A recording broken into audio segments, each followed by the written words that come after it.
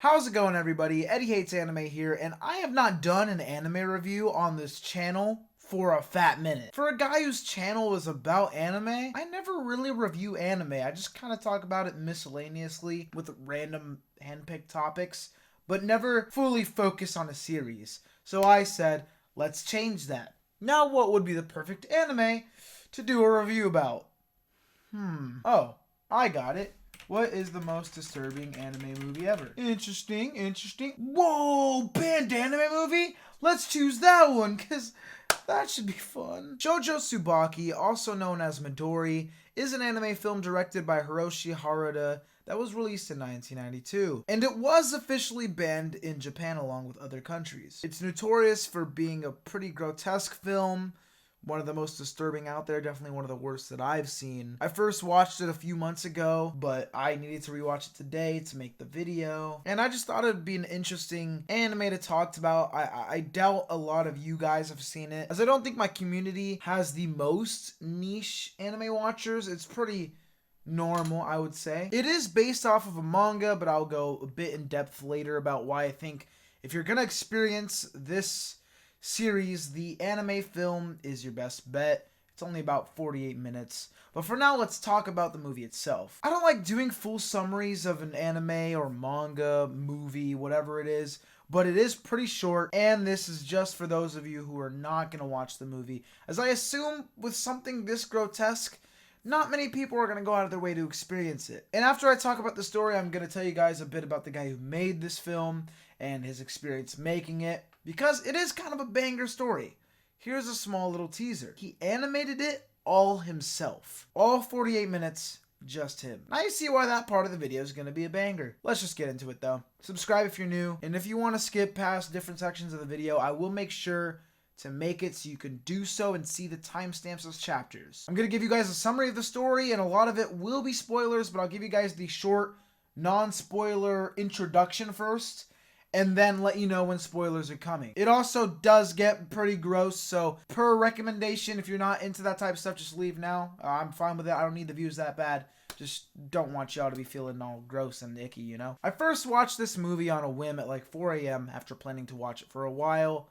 And I should not have done that. You'll see what I mean in a second. The movie starts by introducing us to young Midori, a girl whose father abandoned her family, so now it's just her and her mother. Except, oh damn, her mom's dead from sickness, and the scene where Midori finds her mom's dead body is the one that makes you realize, maybe this film's gonna be a little wacky, a little weird, because brace yourselves. You see a bunch of rats crawling around the under areas of her corpse, if you know what I mean. And even if it's brief, it really paints the picture of the journey you're about to embark on, as nothing in this movie is hidden. All the gore is in fact very detailed, more than it needs to be at all, and I wish I just stopped watching there. Turned off the monitor, jacked off or something, and went to bed. But no, I kept on going, and it just got worse and worse and worse. She was tricked into joining a freak show circus, as she literally has nowhere else to go. And as Midori herself describes it, it is a literal hell on earth. You gotta remember, little Midori here is like 12, and in the circus, she experiences physical abuse and assault, as well as sexual assault and rape, and just overall torment / let's make her life miserable from everyone around her. There's even a part where she was taking care of some dogs, and another member of the circus killed them, and they all ate dog meat for dinner. Which, the scene with the dogs is the worst in the entire movie. I had to pause the movie and take a break. Bro, I was eating at the time. Shit was not fun. Almost lost a few pounds that day. But then after a while of Midori dealing with all that shit with the circus started doing ass. It's probably finna go out of business. But wait, a Western-style magician joined the circus and actually saves it in the process, as he genuinely is kind of goated at magic. And he has his eyes set on Midori romantically. That's about as far as I'll go for non-spoils. From here on out, I'm going to be talking about the midway to the end of the film. Skip to this timestamp somewhere around here if you want to skip the spoilers. So far, it's been light spoilers, but from here on out, I'm literally going to tell you the entire story. But you can skip to the part where I review the film technically, which is like voice acting, animation, music, whatnot. And the part where I talk about the hardships the director had to endure to get this movie out. because trust me, you do want to hear that. That's a banger story, like I said. Now, if you're not going to watch this movie at all, because why would you? You're already this far, and there's no point in watching a movie that gross at this point. Why not stay for a bit and hear the rest of the story? I feel like comic historian. I've become the very thing I've sworn to destroy. But yeah, this is going to be heavily summarized, because it is gross. The magician's name is Masumatsu. He joins the circus and immediately, I'm gonna be honest, grooms Midori. They, do the nasty. Midori doesn't know any better because she thinks she's in love with him, and he takes advantage of it. It is an awful thing because he is better than everyone else in this movie in terms of how he treats Midori. He's still an awful pedo, though. It just sucks because Midori is happier with him around, and he protects her from everyone else, but he's still fucked. Fuck him. It's literally the flirting versus harassment meme. I saw people in either the Mao or the Reddit of this anime simping for the magician when he's just as bad as the other dudes, realistically. The dude you see in the meme I made here, his name is, I don't even remember, I just call him Bandage Guy, who I hate to say does look kind of cool. But earlier in this movie, he does come onto Midori extremely hard, like on top of her, forcing himself onto her type of hard. And after the magician uses his magic to, I guess, fight or embarrass the other circus members in retaliation of them bullying Midori, a show them who's boss type of moment, because he can make them see things that would never happen in real life and just cause mayhem in all these types of ways. But after all that, the bandaged man apologizes to Midori and confesses his love. And this is where Masamitsu shows his true colors. Masamitsu, magician man, ends bandaged man's life. I will admit all the scenes where Masamitsu uses his magic are pretty sweet visually, including the one where it shows bandaged man falling into quicksand and his old self that still has his arms offering to help him up, when in real life Masamitsu was just shoving dirt into his mouth. And there's also this other scene that pisses me the fuck off, where Midori gets a seemingly legit offer to star in a film and basically go, oh, Hollywood, be rich and shit, and would solve most of her problems. Maybe not the loneliness, but it's gotta be better than getting fucked literally and figuratively. And in the scene, Midori's all happy, ready to accept it, and Magician Man grabs the guy's card out of Midori's hand and rips that shit up. Because, you only belong to me. I'm a fucking dickhead. By the end of the movie, the circus is fucked. Everyone's got a dip. Magician Man heads out and takes Midori with him. And like I said earlier, even if it is fucked of the magician to do everything he's done, it seemed that this was the best possible ending for Midori as a character that was realistically possible for the story. Them living a happy life together, or as happy as it could be, since the magician isn't the nicest person in the world. But once again, I hate to hammer this in because I don't want to defend this guy, but Midori did seem pretty happy here. Obviously, the movie star route would have easily been the best for Midori, but Magician Man said no. So here, it's like, at least she won't be abused by everyone. Just one guy instead. Which isn't much better, but goddammit, I keep repeating the same point. Basically, things were looking slightly up for Midori. But nope.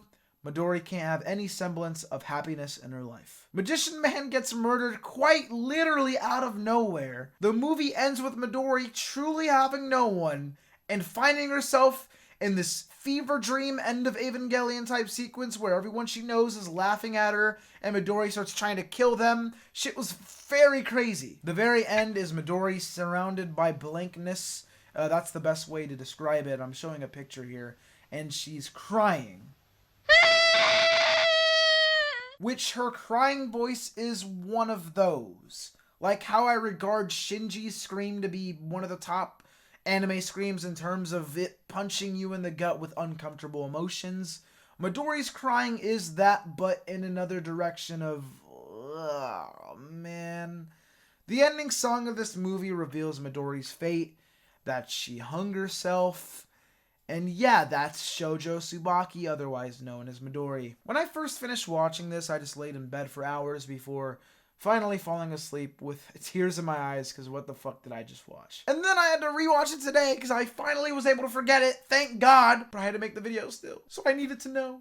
Why? Okay, everyone, you're safe from spoilers now. Let me mention some of my thoughts on the technical aspects of the film like I said I would. The film itself isn't amazing by any means. It's watchable, but it isn't the film itself, but just kind of the story and the facts that you know behind it that are more interesting. It is one of those things where it's like, oh, it's a banned movie. It's interesting. Anything banned or lost media almost is just always more interesting to watch because you want to see why they wanted to get rid of it, you know? And like I said, it was all animated by one guy in 5 years. And don't get me wrong, I do actually think that this is a good movie in the sense that I think it was worth watching. Does it get extra points because it's made by one guy to make what would otherwise be a mediocre film into a banger?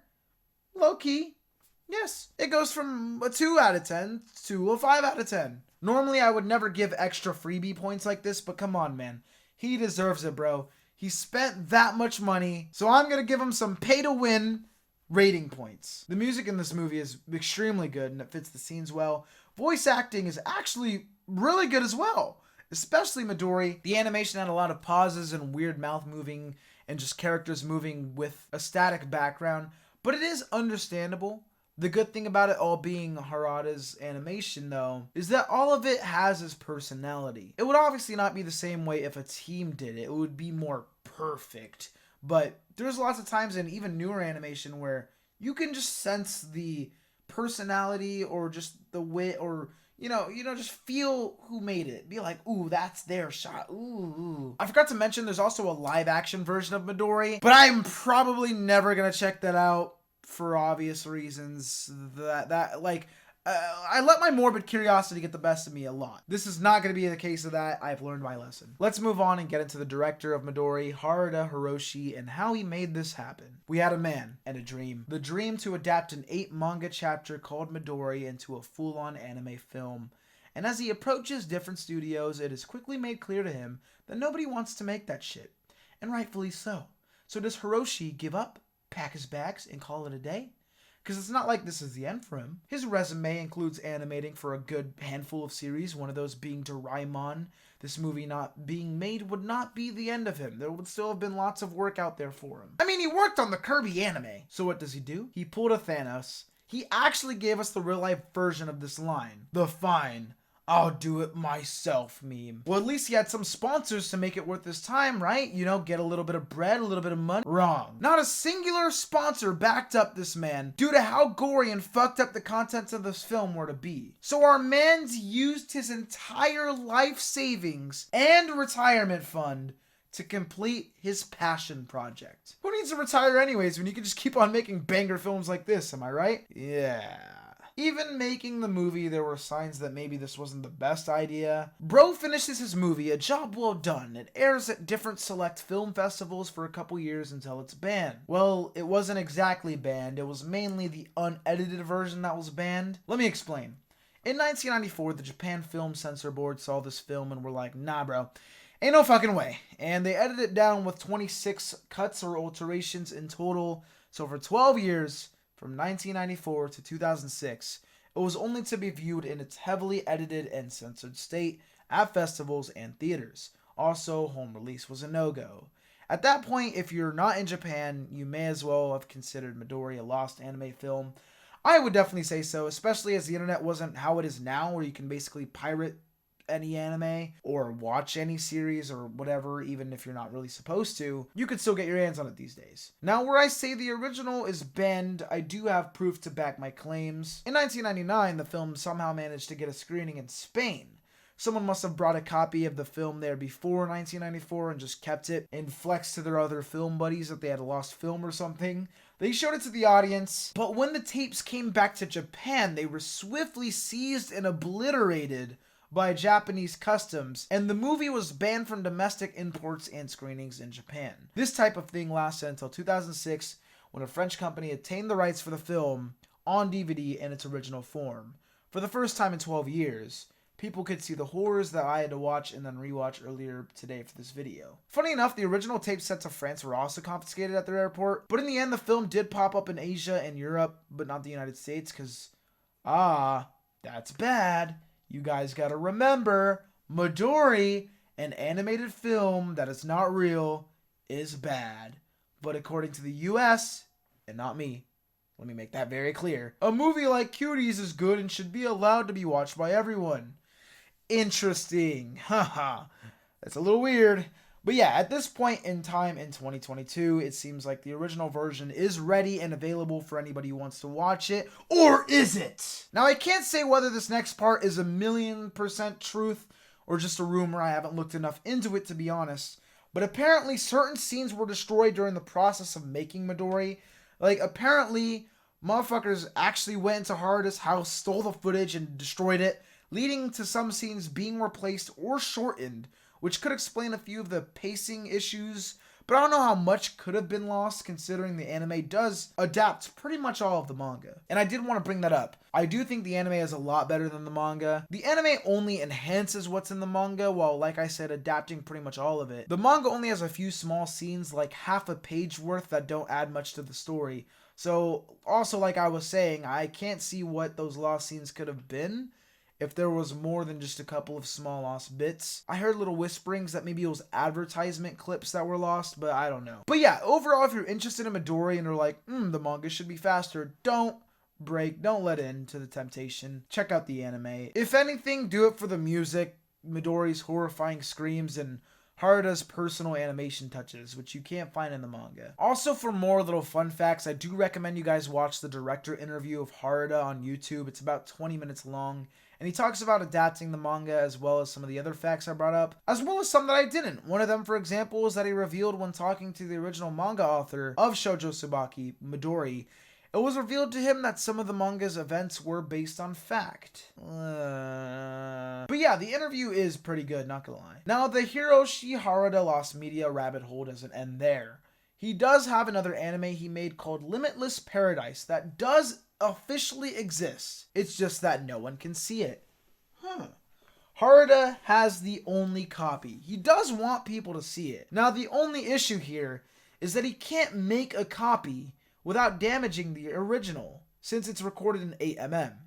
I'm not gonna lie, I had to search up what that meant, and goddamn, we're never gonna see this movie. Speaking of Lost Media though, I am considering making a series about Lost Media, kind of like Blame It on George, but with anime, because I won't lie, the Lost Media rabbit hole is kind of amazing, and anime has some banger Lost Media things that I could talk about, and I would like to shed some light on this specifically anime and manga Lost Media that others haven't or won't cover at all because it's not super mainstream. Like, obviously something like a Dragon Ball Lost film is going to get huge, but something like this, unless you're super into the niche, a lot of people won't talk about. So I would like to spread it to a mainstream audience, get more people talking about Limitless Paradise, you know? So let me know in the comments if you guys would be interested in something like that.